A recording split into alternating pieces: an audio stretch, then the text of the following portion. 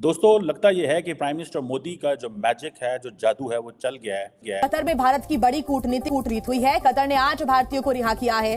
बहुत ही समझ लीजिए एक्सट्रीम केस है, डेथ पेनल्टी से सीधा रिलीज होकर के और इंडिया भी आ जाना। I mean it's not a small thing, और वो भी 3 से 4 महीने में। Only Modi ji can do it. और इंडिया वैसे भी इकोनॉमिकली हमसे बहुत आगे है, तो इंडिया की जरूरत कहीं ना कहीं कतर को हर टाइम पे पड़ेगी। तो ये एक बड़ी ज़बरदस्त डिप्लोमेटिक अचीवमेंट है, मैं समझता हूँ भारत की। और जिस तरीके से भारत के वज़ीर आज़म ने पर्सनली इस मामले को अमीर के कतर के साथ उठाया, वो भी काबिल तहसीन है कि भारत अपने शहरियों की फिक्र करता है।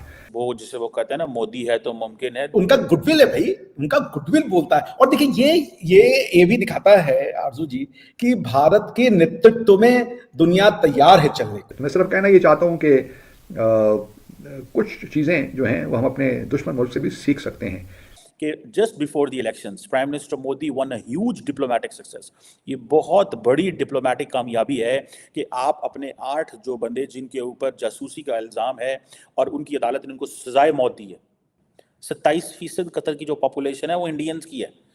बिल्कुल, मोदी जी हैं तो मुमकिन है, ये तो खैर पाकिस्तान में भी बहुत से लोग कहते हैं। कतर की अदालत ने भारतीय नौसेना के 8 पूर्व कर्मचारियों को पिछले साल 27 अक्टूबर को मौत की सजा सुनाई थी। इस फैसले से भारत बेहद हैरान था। उसने इस निर्णय को चौंकाने वाला बताया था। अब भारत को एक बड़ी जीत मिली है। कतर ने जिन 8 भारतीय नौसेना के पूर्व कर्मचारियों को मौत की सजा सुनाई थी, उन्हें रिहा कर दिया गया है। ये सभी कर्मचारी जासूसी के आरोपों का सामना कर रहे थे।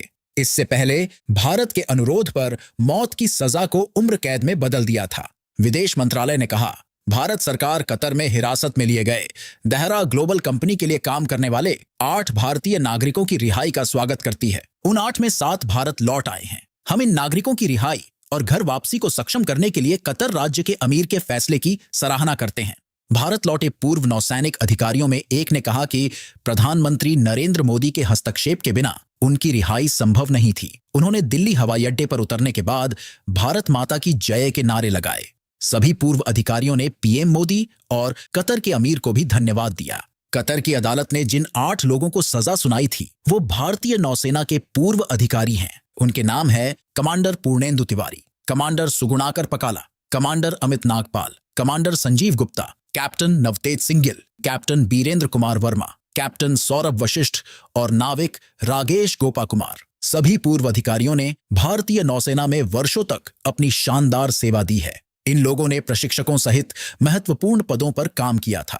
साल 2019 में कमांडर पूर्णेंदु तिवारी को प्रवासी भारतीय सम्मान से सम्मानित किया गया था, जो प्रवासी भारतीयों को दिया जाने वाला सर्वोच्च सम्मान है। जी दोस्तों, आपको याद होगा कि तकरीबन 18 माह पहले भारत के साबिक 8 भारतीय जो उनके नेवी के ऑफिसर्स थे, उनको गिरफ्तार किया गया था दोहा कतर में, और उनके खिलाफ जासूसी के इल्ज़ामात थे और वो इसराइल के बिहाफ पे जासूसी भी कर रहे थे। तो कतर की हुकूमत उनको गिरफ्तार किया, मुकदमा चलाया और उसके बाद उनको फांसी की सज़ा दे दी गई। उसके बाद डिप्लोमेटिक एफर्ट्स होती रहीं और फिर पिछले साल, जैसा कि आपको याद होगा, भारत के वज़ीर आज़म नरेंद्र मोदी की मुलाकात हुई कतर के अमीर से। उसके बाद उनकी जो डेथ सेंटेंस थी उसको लाइफ सेंटेंस में तब्दील कर दिया गया और अब उनको रिहा कर दिया गया है और वो अब भारत वापस आ पहुँच गए हैं। तो ये एक बड़ी ज़बरदस्त डिप्लोमेटिक अचीवमेंट है, मैं समझता हूँ भारत की। और जिस तरीके से भारत के वज़ीर आज़म ने पर्सनली इस मामले को अमीर के कतर के साथ उठाया, वो भी काबिल तहसीन है कि भारत अपने शहरियों की फिक्र करता है। और इस किस्म के, और फिर ये भी हमने देखा है कि क्योंकि भारत का असर रसूख खलीजी ममालिक में काफ़ी बढ़ भी गया है पिछले 10-15 सालों में, तो उससे ये भी वाज़ेह होता है कि कतर ने भी ओब्लाइज किया भारत के वज़ीर आज़म को। तो मैं सिर्फ कहना ये चाहता हूँ कि कुछ चीज़ें जो हैं वो हम अपने दुश्मन मुल्क से भी सीख सकते हैं कि किस तरह वो अपने शहरियों को जहाँ कहीं भी हैं उनके मफाद को लुक आफ्टर करते हैं, उनकी हिफाजत करते हैं। मैं ये क़तन नहीं कह रहा कि हम ऐसा नहीं करते, लेकिन ये एक अच्छी एग्जाम्पल हमारे सामने सेट हुई है और इसमें जो है कहना पड़ता है कि मोदी साहब ने बड़ा एक्टिवली इसमें रोल प्ले किया। दोस्तों लगता यह है कि प्राइम मिनिस्टर मोदी का जो मैजिक है, जो जादू है, वो चल गया है। कि just before the elections prime minister Modi one a huge diplomatic success.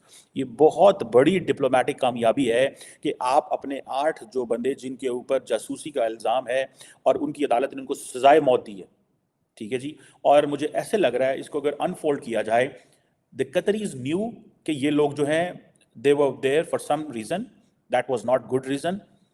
उन्होंने उनको फाइनल डेथ सेंटेंस सुना दी, एंड डेथ सेंटेंस सुना के उन्होंने इंडिया के ऊपर एक एहसान भी कर दिया, ठीक है। सो इट्स वेरी क्लियर, ठीक है। But remember, for the government, for the prime minister, अपने लोगों को बचाना जो है ना, that is the most important thing.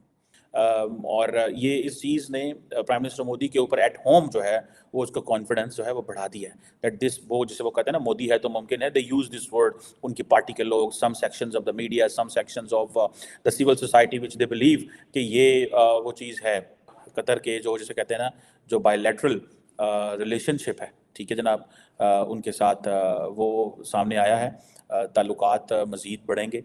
और जिसे वो कहते हैं ना कि सुनने में आता है कि पिछले हफ्ते ही कोई बिलियंस ऑफ डॉलर्स की डील्स भी हुई हैं इंडिया और कतर की। देखिए, इंडिया की बहुत बड़ी फ़ौज है, ठीक है, उनकी एयरफोर्स, उनकी नेवी के लोग बहुत बड़ी तादाद में हैं, तो उनको ये सारी चीज़ें बड़ी प्रॉब्लमेटिक है उनके लिए।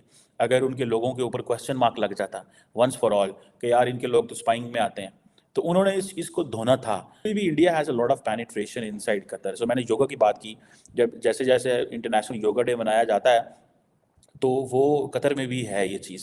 सो इंडियन कम्युनिटी भी, आपको पता है कि 8 लाख से ज़्यादा इंडियन कम्युनिटी है कतर के अंदर। छोटा सा वो है, लेकिन 8 लाख बंदा बहुत बड़ी तादाद होती है। अब मुझे नहीं पता पाकिस्तानी कितने हैं वहाँ पे, लेकिन ये ज़्यादातर जो 8 लाख लोग हैं मोस्टली, ठीक है, इनकी क्वालिफिकेशन ज़्यादा बड़ी हाई है, इनके पास एक्सपीरियंस बहुत ज़्यादा, क्योंकि खुद तो वो छोटी सी है। और आप समझ लें कि इंडियन कम्युनिटी जो है दैट कॉम्प्राइज, जिसे वो कहते हैं ना, कंप्राइजेज ऑफ 27% ऑफ कतर की पॉपुलेशन के। 27% कतर की जो पॉपुलेशन है वो इंडियंस की है। सो कतर हो या बाकी मिडल ईस्टर्न कंट्रीज हों, they need Indian labour force. Indian labour force जो है वो बड़ी कमिटेड है, बड़ी पावरफुल है, बड़े उसके आप कह सकते हैं कि बड़े मजबूत लिंकेजेस हैं, not on the basis of तरले मेहनत की बुनियाद पर वो वहाँ पे नहीं है, because of the hard work, because of आप कह लें कि उन्होंने मेहनत की हुई है। देखिए, जयशंकर साहब एक बहुत ही एबल और बहुत ही जिसे कह लीजिए इफेक्टिव फॉरेन मिनिस्टर हैं, बट ये सारा श्रेय यदि किसी को जाता है तो वो श्री प्रधानमंत्री श्री नरेंद्र मोदी जी को जाता है। इंडियन लीडरशिप को पाकिस्तानी बोलता है ये भारतीय हेजेमनी है, मनमानी है, और इंडियन लीडरशिप को अरबी बोलता है कि ये इंडियन लीडरशिप है या ये इंडियन डिसीजन मेकिंग है जिसमें हम साथ में चलना चाहते हैं। अभी कुछ दिन पहले अमेरिका के जो इंडिया में एम्बेसडर हैं ग्रासिटी साहब, उन्होंने भी कहा था कि जो as far as quad is concern, India is at the driving seat, America बगल की सीट पे बैठ करके हेल्प कर रहा है कि भाई ड्राइविंग ठीक ही चल रही है, और नेविगेशन दे रहा है जापान, और ऑस्ट्रेलिया जो है वो बीच में चिप्स चुप सप्लाई कर रहा है कि लोग खाते पीते रहे। So this was his analogy. तो प्रधानमंत्री मोदी की लीडरशिप ने जो काम शायद 10, 15, 20, 25 साल बाद होता, उसको अभी लाके रख दिया, और जिसे हम कहते हैं कि ही इज लिटरली युग पुरुष, अभी कहा जाए कम है। सोचिए उन 7 परिवारों के बारे में, उनके ऊपर क्या गुजर रही होगी कि डेथ पेनल्टी अरब ने दे दिया। भैया, अरबों ने अगर डेथ पेनल्टी दे दी तो एंड ऑफ द मैटर हो जाता है।